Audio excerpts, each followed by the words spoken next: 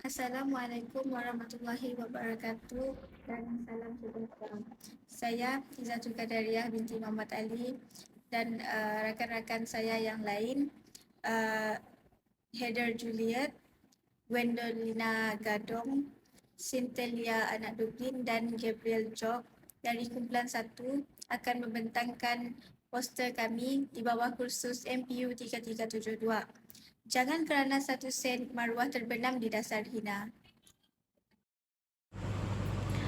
Definisi rasuah adalah pemberian atau penerimaan suapan, sebagai contoh wang, hadiah, diskaun untuk melakukan atau tidak melakukan sesuatu berkaitan tugas rasmi. Seterusnya, mari kita fahami dengan lebih mendalam tentang bagaimanakah rasuah ini berlaku.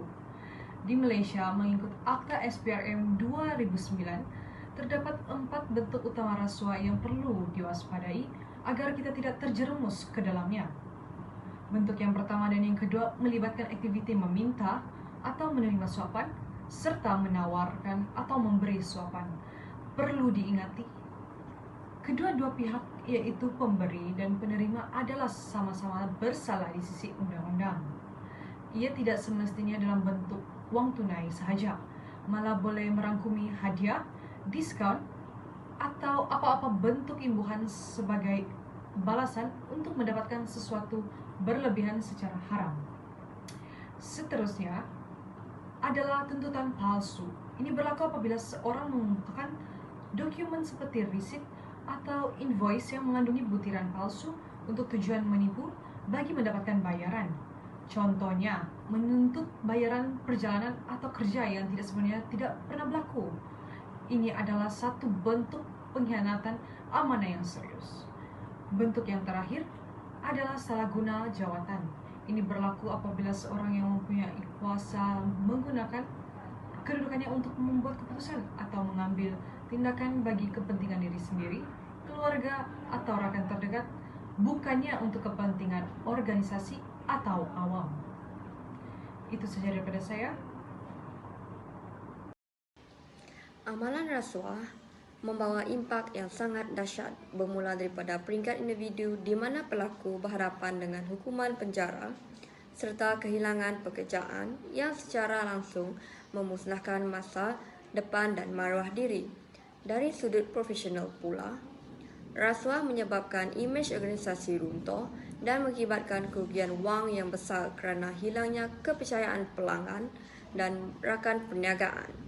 Dalam skala yang lebih luas, gejala ini mengakibatkan ekonomi negara menjadi lemah dan mewujudkan suasana tidak menentu yang membuatkan pelabur luar berasa takut untuk menanam modal.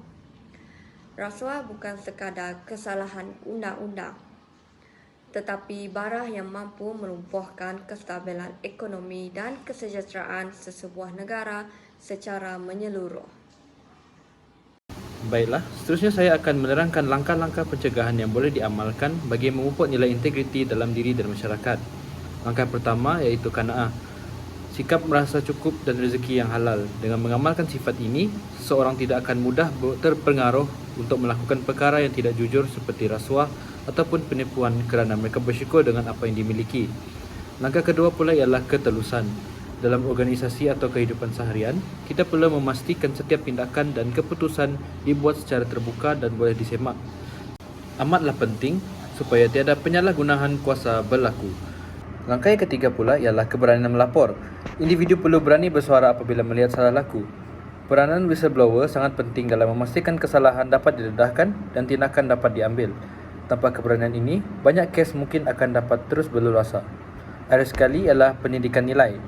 Nilai integriti perlu dipupuk sejaklah kecil, sama ada di rumah, sekolah maupun dalam masyarakat. Didikan awal ini akan membentuk individu yang beretika dan bertanggungjawab apabila berdewasa kelak. Kesimpulannya, pengamalan nilai-nilai ini bukan sahaja dapat melindungi individu, tetapi juga menjaga imej organisasi dan mengukuhkan ekonomi negara. Sekian, terima kasih daripada saya. Kesimpulannya, integriti bukan pada nilai ringgit, tetapi pada maruah diri. Jadi, marilah kita perangi rasuah habis-habisan. Terima kasih.